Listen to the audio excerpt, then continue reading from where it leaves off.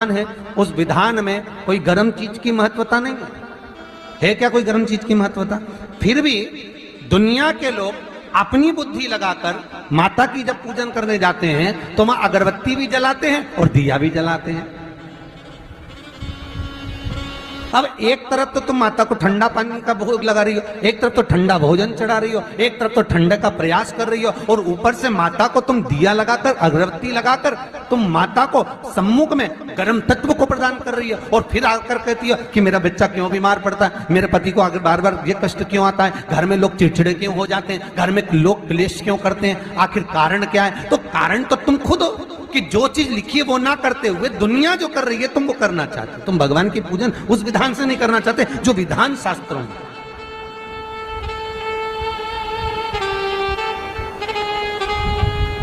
जो शास्त्रार्थ विधान कहता है।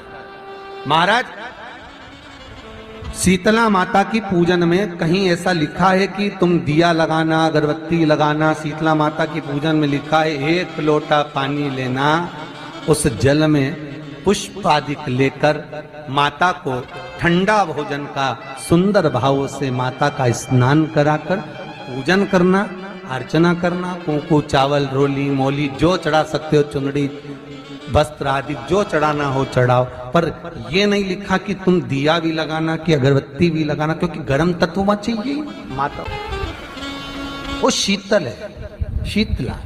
और अगर तुम दिया लगा भी रहे हो, मान लो दिया अगर तुम लगा भी रहे हो तो उसके सम्मुख ना लगे, उससे दूर, बहुत दूर। शीतला माता की पूजन होती है ठंडे समय में, शीतल समय में।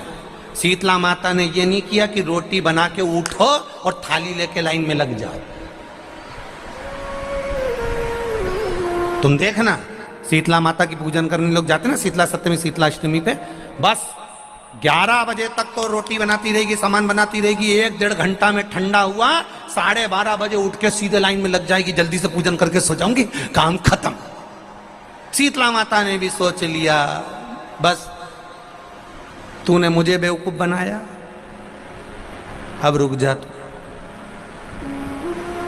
11 बजे तक भोजन बनाया, 10 बजे तक भोजन बनाया, 1 बजे रात को लाइन में लग गई पूजन करने के लिए। 1 बजे रात को न जाने किसने पहला दी कि 1 बजे रात को लग जाओ लाइन में, सुबह तक पूजन करके अपने घर आ जाओ, फिर आराम से आके सो जाओ। अब इतनी जल्दी क्या है भगवान के पूजन की? माँ की पूजन करने जा रहे हो, माता से लाड़ लड़ाने जा रहे हो, अपनी माता से अपने दिल की बात कहने के लिए जा रहे हो, अपने स्नेह की बात कहने के लिए जा रहे हो, तो धीरे धीरे प्रेमवश आनंद से माता की आराधना शीतल समय में, ठंडे समय में।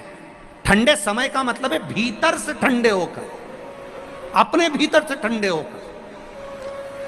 अब अपने भीतर तो ठंडाई है ही नहीं ना, जल्दी जल्दी चलो। और आधी बहुत पतली खुशी है और चलो कुछ कहिए। और ये कितना बड़ा कपड़ा थाली पे ढाक ढुका के लाइन में खड़ी है शीतला माता। शीतला माता, या हाथ में लोटा या हाथ में थाली है। और इतनी देर में पड़ोसन निकल के बाजू में से जा रही थी और लोटा थोड़ा सा ढुल गया।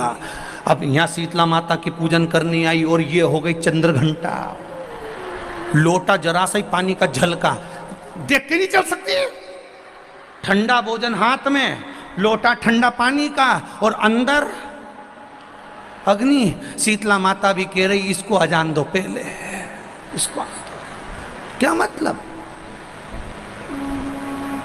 भीतर से शीतल होइए, भीतर से ठंडे होइए।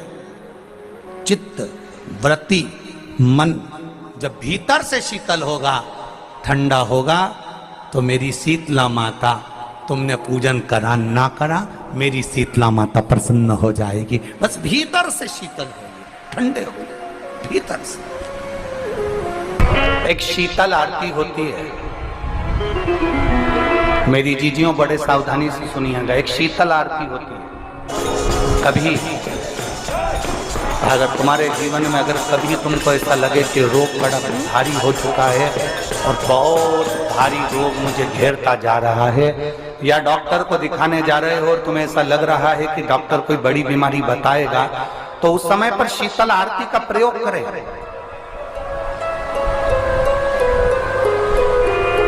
पुष्प हाथ की हथेली में रख लीजिए, एक पुष्प हाथ की हथेली में रख लीजिए। और यहां तक शास्त्र कहता है अगर हो सके तो आंकड़े का अगर पुष्प मिल जाए, तुम्हारे यहाँ क्या बोलते हैं उसको, मंदार का फूल, आंकड़े का फूल, अकौए का फूल, जो शंकर भगवान पे चढ़ता है, छोटा सा होता है, घुंघरू जैसा होता है वो, उसको तुम्हारे यहाँ क्या बोलते हैं हरियाणा में? आंख का ही पुष्प बोलते हैं। आंख का पुष्प मिल जाए तो ज्यादा रख दो। अब उसमें चाहे सफेद हो, चाहे नीला हो, चाहे गुलाबी हो, जैसा भी हो, व्यक्ति के ऊपर से 7 बार उतार के नीम के पेड़ में डाल।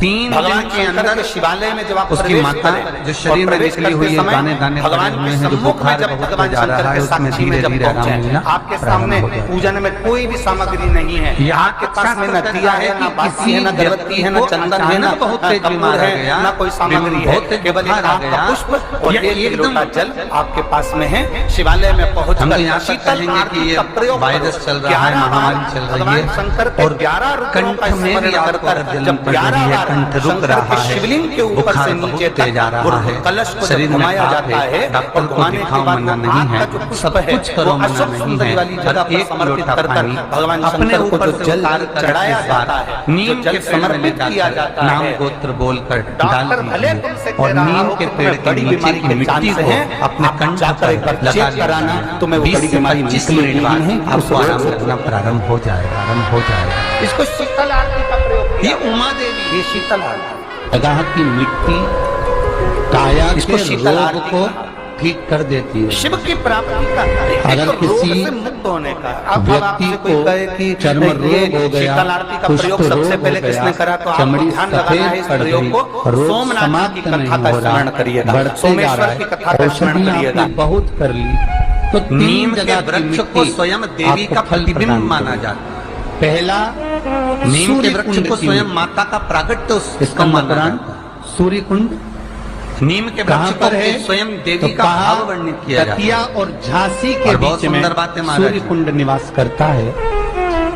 उस सूर्य कुंड की मिट्टी को जिसके शरीर में माता निकल गई हो, दाने दाने पड़ गए हो, पूरे शरीर में बुखार भी बहुत तेज आ रहा हो, चमड़ी सफेद पड़ गई हो, पूरे शरीर में माता जी निकल गई हो, कहती है एक लोटा पानी मृदा जिसके शरीर में माता जी निकली है, उसके पास 7 दिन में